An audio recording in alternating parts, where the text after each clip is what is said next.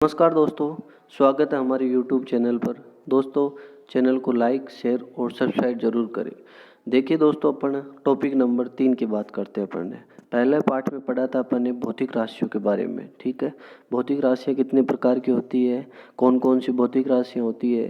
फिर अपन ने पढ़ा था मूल मात्रक और व्युत्पन्न मात्रक। ठीक है, यानी मूल मात्रक कितने होते हैं और व्युत्पन्न मात्रक कितने होते हैं। इसके बाद अपन ने देखा था भौतिक मूल मात्रकों के प्रतीक चिन्ह देखे थे। ठीक है, व्युत्पन्न मात्रक के प्रतीक चिन्ह देखा था। कल अपन ने पढ़ा था भौतिक राशियों के सूत्र और उसके बाद अपन ने देखा था उनके मात्रक पढ़ा था। आज अपन पढ़ेंगे विमेय एवं विमीय विश्लेषण के बारे में। ठीक है, आज का तीसरा पार्ट है अपने पास में विमेय एवं विमीय विश्लेषण की बात करेंगे। ठीक है, देखिए क्या होती है विमेय। विमा को एक किसी स्टैंडर्ड रूप में लिखना कैसे लिखते हैं और इनका विश्लेषण किस प्रकार से लिखा जाता है और ये विमाएँ लिखते कैसे हैं, कैसे ज्ञात की जाती है, ये अपन सारा पढ़ेंगे। ठीक है, सबसे पहले बात करते हैं दोस्तों विमाएँ एवं विमीय विश्लेषण की। किसी भी मात्रक की विमा यह दर्शाती है कि यह किस प्रकार का मापन है। ठीक है, अपन ने देखा था मात्रक के बारे में भी पढ़ा था, मापन के बारे में भी पढ़ा था। ठीक है, जैसे ग्राम, किलोग्राम, पाउंड आदि सभी द्रव्यमान को अलग अलग मात्रक है। ठीक है, इनके मात्रक सबके अलग अलग है, लेकिन सभी मात्रक केवल द्रव्यमान के लिए उपयोग किए जाते हैं, इसलिए इन सब की विमाएँ क्या होगी, समान होगी।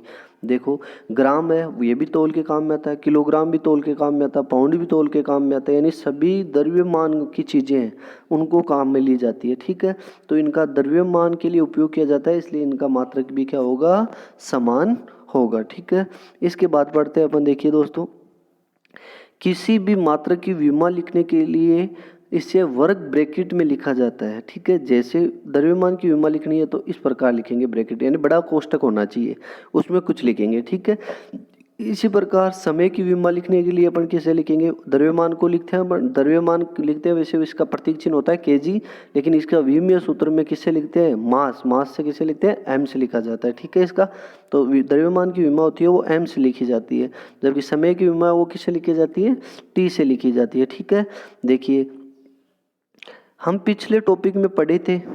ठीक है, एक एक चीज़ बताऊंगा, समझ में आएगा पूरा। ठीक है, अपन ने पिछले टॉपिक में पढ़ चुके हैं कि द्रव्यमान, लंबाई, समय, द्रव्यमान, लंबाई, समय, विद्युत धारा, ताप आदि को मूल राशियों की श्रेणी में रखा गया था। मूल राशियाँ कितनी होती है दोस्तों, 7 होती है। ठीक है, कौन कौन सी होती है, द्रव्यमान, लंबाई, समय, विद्युत धारा, ताप, पदार्थ की मात्रा। ठीक है, ये सारी की सारी अपने पास में क्या होती है, मूल राशियां होती हैं। ठीक है, इन मात्रकों की विमाओं का उपयोग सभी अन्य व्युत्पन्न राशियों की विमाएं लिखी जा सकती है। इन 7 मूल राशियों का उपयोग करके, ठीक है, और अन्य व्युत्पन्न यानी इनसे उत्पन्न होने वाली विमाएं भी लिख सकते हैं।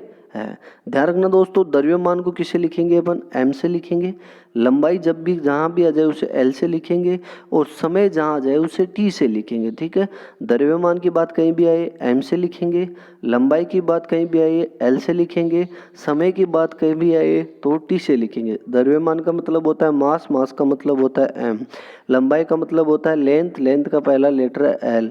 ठीक है, समय का मतलब होता है टाइम का पहला लेटर है टी, ऐसे याद रख लेना। ठीक है, जैसे ने देखो, जैसे किसी क्षेत्रफल की विमा ज्ञात करनी है अपने को, कोई सा भी क्षेत्र बोलो, सबसे पहले मूल राशि के रूप में लिखना है उसको।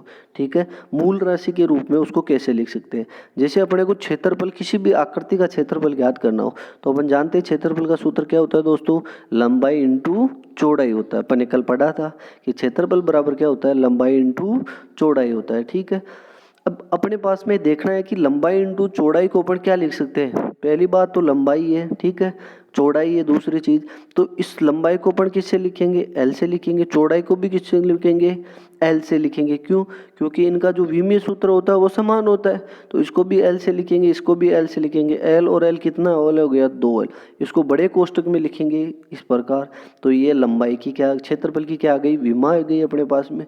विमा के अंदर 3 शब्द होने चाहिए, कौन कौन से, देखो, एक होता है एम, एक होता है एम, एक होता है एल, एक होता है टी। इसको इस प्रकार लिखा जाता है एम, एल और टी। अब जितना होता है इसकी घात में, जैसे इसमें कुछ नहीं था तो अपन ने जीरो लिख दिया, और इसमें दो था तो दो लिख दिया, और टी जीरो था तो जीरो लिख दिया।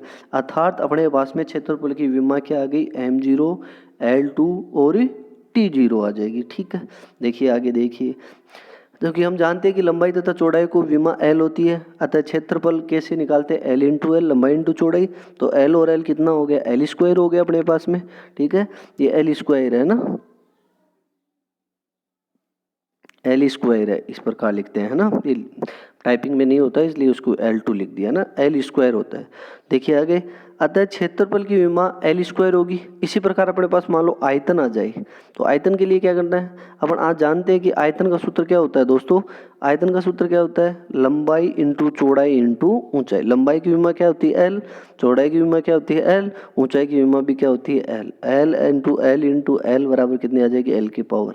तो इसकी विमा क्या हो जाएगी, एम की पावर जीरो, एल की पावर तीन, टी की पावर जीरो, ये इसकी विमा हो जाएगी। जब भी आयतन की विमा ज्ञात करनी है तो कैसे ज्ञात करेंगे, लंबाई इंटू चौड़ाई इंटू ऊंचाई।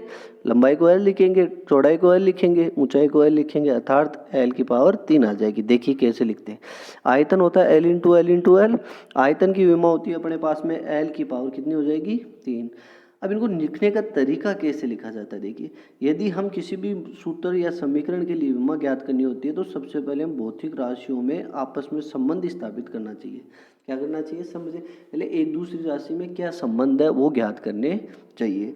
सूत्र या समीकरण का मूल राशियों के रूप में लिखकर प्रत्येक मूल राशि की विमा को हल करने के लिए सूत्र का समीकरण की विमा प्राप्त की जा सकती है। उसके सूत्र या समीकरण से क्या ज्ञात की जा सकती है, विमा ज्ञात की जा सकती है। जैसे यदि हमें घनत्व की विमा चाहिए तो कैसे ज्ञात करेंगे, देखिए, हमें घनत्व की विमा ज्ञात करनी है तो सबसे पहले घनत्व का क्या आना चाहिए, अपने को सूत्र आना चाहिए। तो घनत्व का सूत्र क्या होता है दोस्तों, द्रव्यमान बटा आयतन। अब द्रव्यमान को मैंने शुरू में बताया था, क्या लिखते हैं अपन, केजी। दोस्तों क्या लिखते हैं अपन ने, केजी। और आयतन की विमा अपन ने अभी ज्ञात की है, क्या हो जाएगा, पावर तीन। ठीक है, और केजी को अपन ने बताया था किससे प्रदर्शित करते हैं, एम से। किससे प्रदर्शित करते हैं दोस्तों, एम से।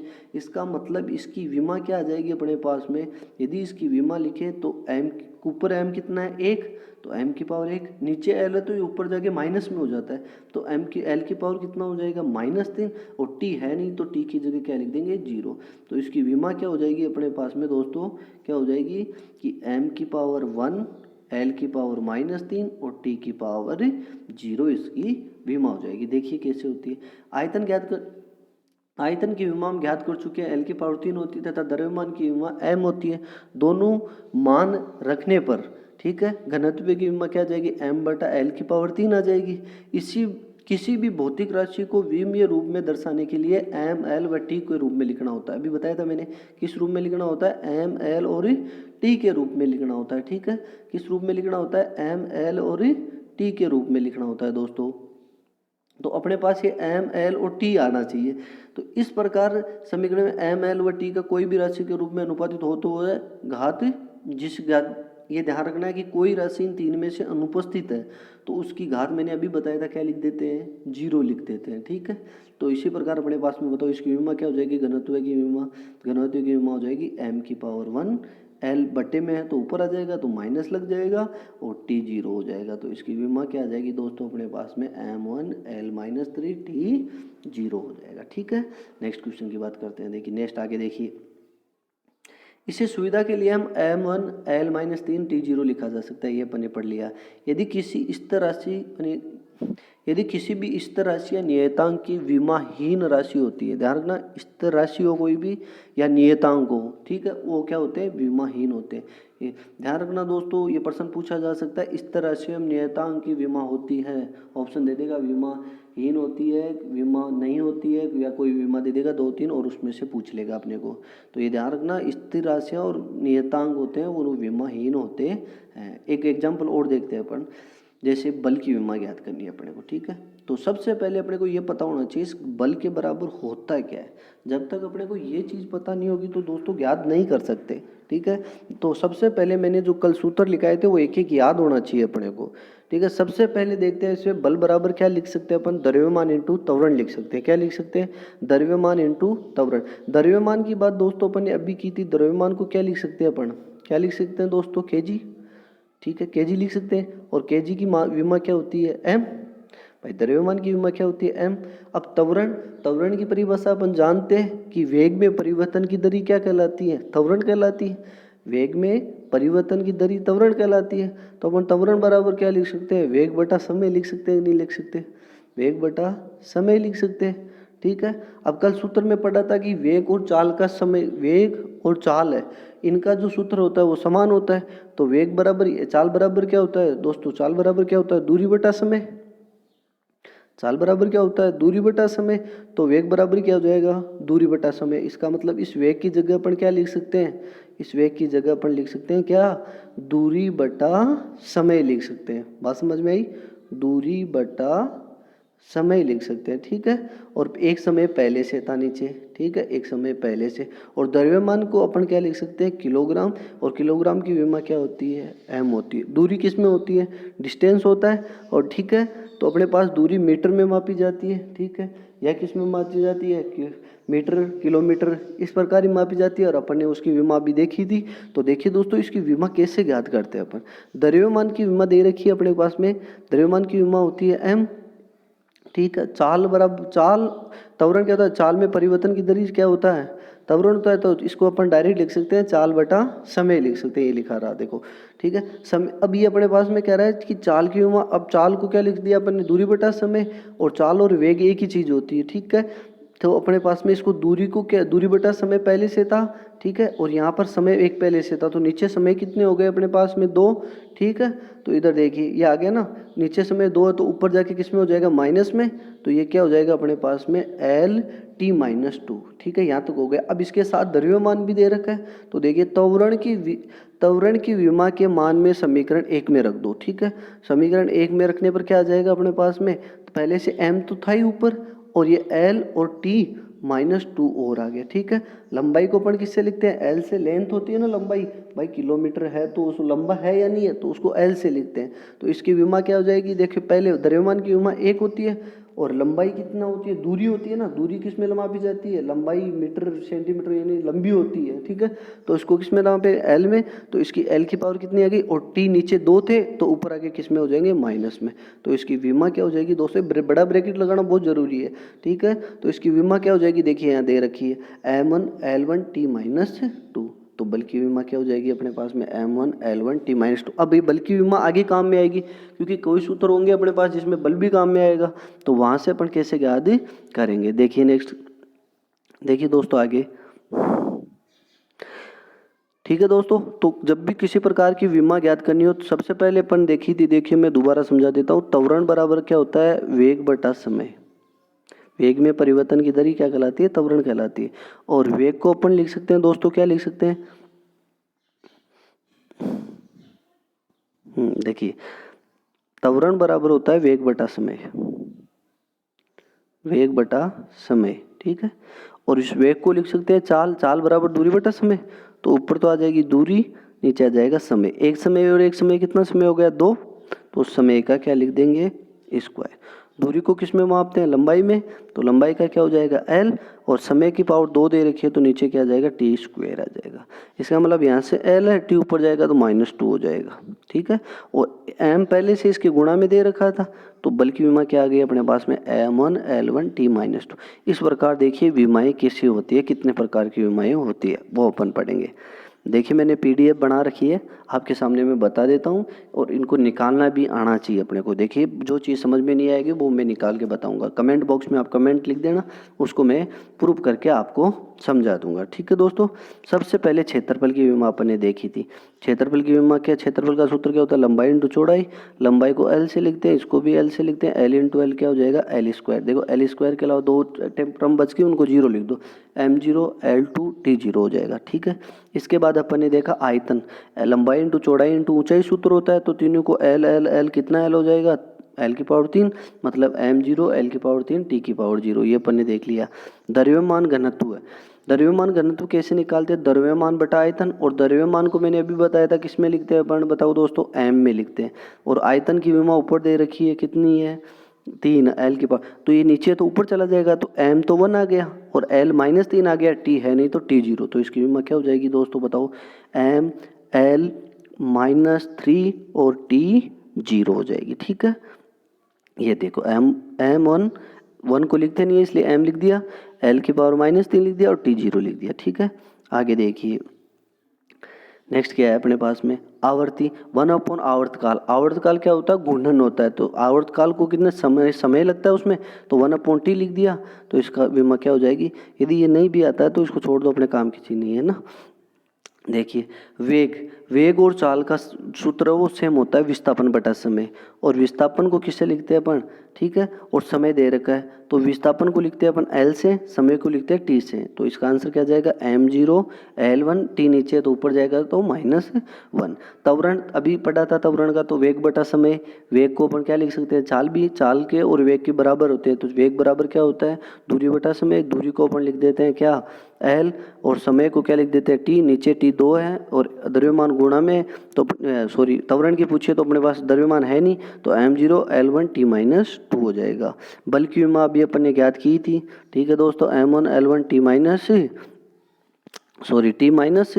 ऊपर वाली है ना, T-2। ठीक है, इसके बाद देखिए बल के बाद आवेग, बल इंटू समय। बल की विमा क्या होती है, देखिए यहाँ m1 L1 T-2। ठीक है, m1 L1 T-2। अब इसमें समय और है, मतलब एक समय गुणा हो गया, और नीचे 2 है तो एक कट गया, तो ऊपर क्या आ जाएगा, तो m1 L1 T-1 बच जाएगा। ठीक है, तो देखिए इसकी विमा क्या गई, m1 L1 T-1 आ जाएगी। इसी प्रकार कार्य और ऊर्जा की विमा क्या होगी, कार्य बराबर क्या होता है, बल इंटू दूरी। बल की विमा क्या होती है, बल्कि m1 L1 T-2, और दूरी किस में मापी जाती है, लंबाई में, तो L हो जाएगा, तो m1 L2 T-2 इसकी विमा हो जाएगी। शक्ति, कार्य बटा समय, कार्य की विमा ऊपर पढ़ ली, m1 L2 T-2, और बटा समय मतलब एक समय और जुड़ जाएगा, तो m1 L2 T-3 इसकी विमा हो जाएगी। ठीक है दोस्तों, देखिए संवेग, द्रव्यमान इंटू वेग। द्रव्यमान का मतलब m, ठीक है, वेग का मतलब क्या होता है, वेग अभी पढ़ा था, दूरी बटा समय, दूरी की विमा एल बेटे समय, तो m1 L1 T-1 इसकी विमा हो जाएगी। ठीक है, आगे देखिए दाब या प्रतिबल। दाब बराबर क्या होता है, बल बटा क्षेत्रफल। बल की विमा m1 L1 T-2। ठीक है दोस्तों, देखिए ध्यान से, बल की विमा m1 L1 T-2, क्षेत्रफल नीचे, क्षेत्रफल होता है L स्क्वायर, मतलब L नीचे 2 है, ऊपर 1 है, एक L से एक L कट गया, तो m1 L1, L नीचे L बच गया तो ऊपर आते माइनस हो जाएगा, तो m1 L-1, और T कितना है 2, तो आंसर क्या आ जाएगा इसका, m1 L-1 T-2 आ जाएगा।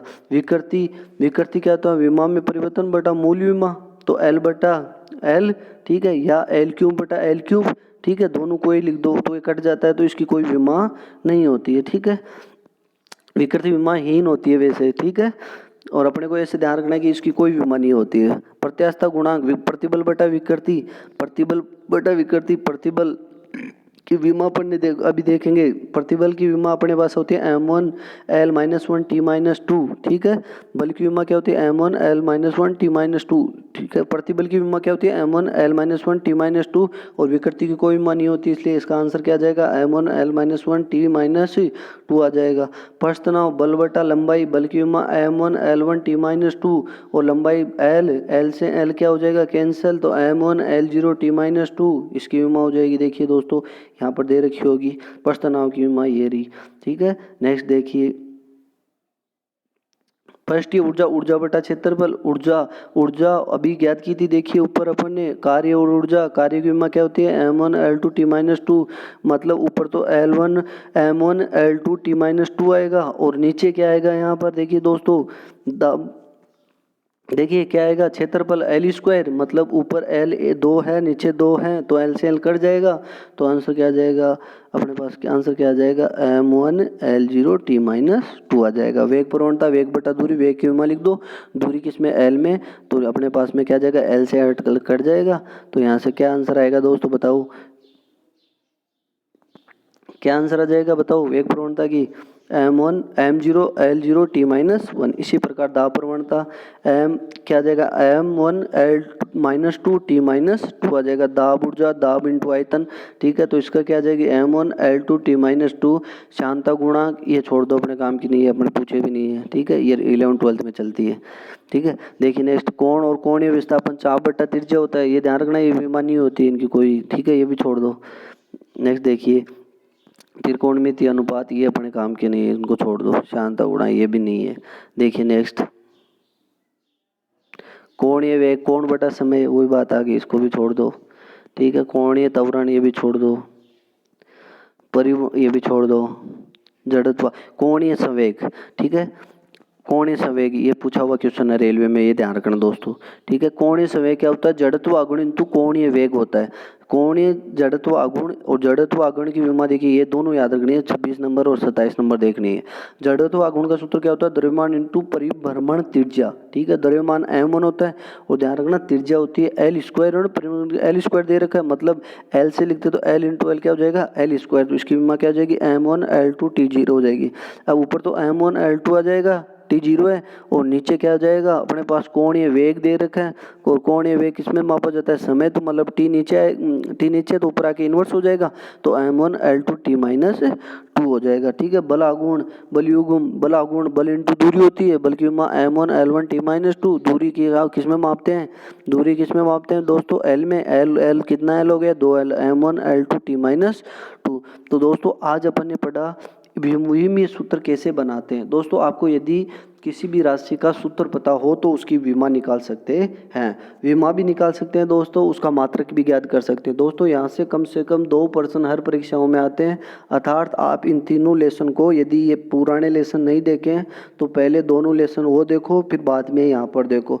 मैं गारंटी लेता हूँ कोई सा भी पेपर हो जिसके अंदर आपकी भौतिक राशि या मानक और विमाएँ हो, उसमें से 100% प्रश्न आना, और अपनी नोट्स में से बाहर एक भी प्रश्न नहीं आएगा, ठीक है दोस्तों। मैं एक एक चीज़ क्लियर करवा रहा हूँ, ठीक है। इसके बाद में अपन देखेंगे कुछ इंपॉर्टेंट फैक्ट, वो देखेंगे नेक्स्ट क्लास में, और उसके बाद अपन देखेंगे इस पूरे के पूरे टॉपिक के क्वेश्चन क्विज की बात करेंगे। जितने भी क्वेश्चन बनते हैं उन सारे क्वेश्चनों की बात करते हैं पुराने पेपरों में जो आए हुए, ठीक है। धन्यवाद दोस्तों, हमारे चैनल को लाइक और शेयर जरूर करें दोस्तों, सब्सक्राइब जरूर करें, ठीक है। अपने दोस्तों को शेयर करें ताकि हम ज़्यादा से ज़्यादा आपके लिए यूजफुल वीडियो बना सकें। दोस्तों कोशिश कर रहे हैं कि